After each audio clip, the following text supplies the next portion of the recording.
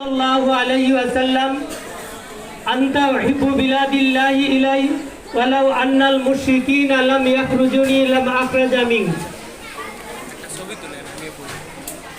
उपस्थित আজকে এই সিরাতুন নবী মাহফিল এবং পুরস্কার বিতরণী অনুষ্ঠানের সম্মানিত সভাপতি, উপস্থিত অত্র মাদ্রাসার অত্যন্ত শ্রদ্ধাভাজন সম্মানিত প্রিন্সিপাল জনাব, উপস্থিত সহকারী শিক্ষক শিক্ষিকাবৃন্দ ও আমার ছাত্রছাত্রীবৃন্দ,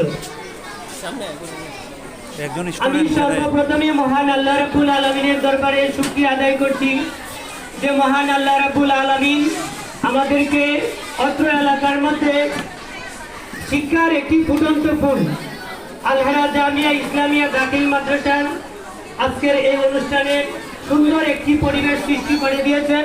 সেই জন্য মহান রবের দরবারে শুকরিয়া আদায় করছি, আলহামদুলিল্লাহ।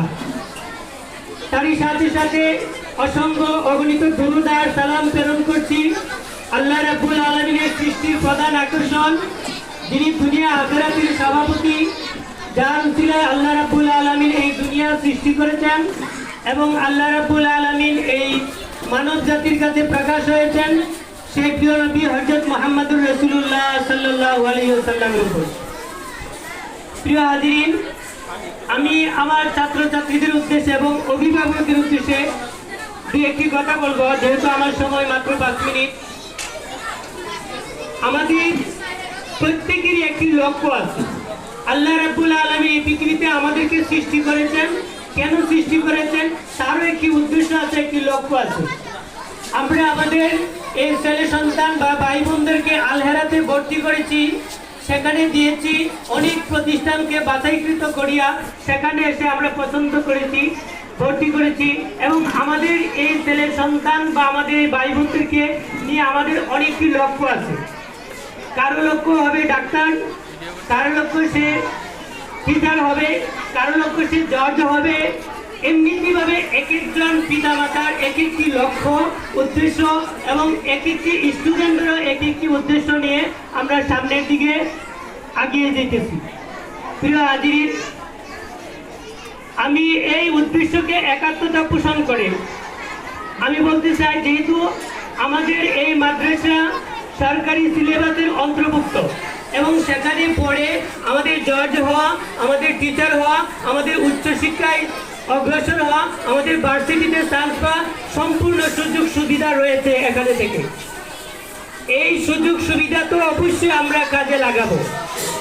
তার মধ্যে আল্লাহ রাব্বুল আলামিন যে আমাদেরকে সৃষ্টি করেছেন এবং এই দুনিয়াতে পাঠিয়েছেন, তারও তো একটা উদ্দেশ্য আছে। তার এই উদ্দেশ্য এবং দায়িত্বটা পালন করার জন্য আল্লাহ রাব্বুল আলামিন কুরআনুল কারীমে বলেছেন, ওয়ালতাকুম মিনকুম উম্মাতুন ইয়াদউনা ইলাল খায়র ওয়া ইয়া'মুরুনা বিল মা'রুফ ওয়া ইয়ানহাউনা আনিল মুনকার। তোমাদের মধ্যে এমন এক দল হওয়া উচিত যারা এই পৃথিবীতে আল্লাহর জমিনে সৎ কাজের আদেশ দিবে এবং অসৎ কাজ থেকে মানুষদেরকে বিরত রাখবে। অপর একটি আয়াতে আল্লাহ রাব্বুল আলামিন বলেন, আল্লাযীনা ইম্মাক্কান্নাহুম ফিল আরদ আকামুস সালাতা ওয়া আতুজ যাকাতা। যদি তোমাদেরকে এই জমিনে প্রতিষ্ঠিত করা হয়, যদি তোমাদেরকে এই জমিনের নেতৃত্ব দেওয়া হয়, তাহলে তোমাদের কাজ কি হবে? আকামুস সালাহ, তোমরা সমাজে দেশ ও রাষ্ট্রের মধ্যে নামাজ কায়েম করবে, ওয়া আতুজ যাকাত, এবং যাকাতের বিধিবিধানগুলো আল্লাহ তাআলা যেভাবে কোরআন এবং হাদিসের মাধ্যমে যাকাতের বিধিবিধানগুলো দিয়েছেন সেগুলো বাস্তবায়ন করে সমাজের অত্যন্ত দরিদ্র এবং অবহেলিত মানুষদেরকে সচ্ছল করবে। সেই দায়িত্বটাও আমাদেরকে নিতে হবে। আমরা যদিও ডাক্তার হয়, যদিও ইঞ্জিনিয়ার হয়, যদিও টিচার হয়, কিন্তু সেই দায়িত্বটা আমাদেরকে পালন করতে হবে। সম্মানিত উপস্থিতি, 570 খ্রিস্টাব্দে রাসূলুল্লাহ সাল্লাল্লাহু আলাইহি ওয়াসাল্লাম এই পৃথিবীতে আসছিলেন। আসার পর তার প্রথম থেকে চেষ্টা ছিল যে কিভাবে এই পৃথিবীর মানুষকে শান্তি দেওয়া যায়, কিভাবে পৃথিবীতে শান্তি প্রতিষ্ঠিত করা যায়। সেই ধারাবাহিকতা, সেই চিন্তাকে প্রতিষ্ঠিত করার জন্য যুগে যুগে যুগে অসংখ্য অগণিত কাফের মুশরিকদের অত্যাচার আর নির্যাতন তাকে সহ্য করতে হয়েছে এমনকি তাকে তার এই জন্মস্থান মক্কা থেকে বিতাড়িত হয়ে তাকে মদিনায় অবস্থান করতে হয়েছে। আল্লাহ রাব্বুল আলামিন এক আয়াতে বলেন, উযিনা লিল্লাযিনা ইয়াকাতালুনা বিআন্নাহুম যুলিমু আন্নাল্লাহা আলা নাসরিহিম লাকাদিরুনা আল্লাযিনা উখরিজু মিন দিয়ারিহিম বিগাইরি হাক্কিন ইল্লা ইয়াকুলু রাব্বুনাল্লাহ। যখন তিনি এই সত্যের বিধানকে প্রতিষ্ঠিত করবেন দেশ ও জাতির মধ্যে, যখন তিনি এই ন্যায়ের বিধানগুলো প্রতিষ্ঠিত করবেন দেশ ও জাতির মধ্যে, যখন এই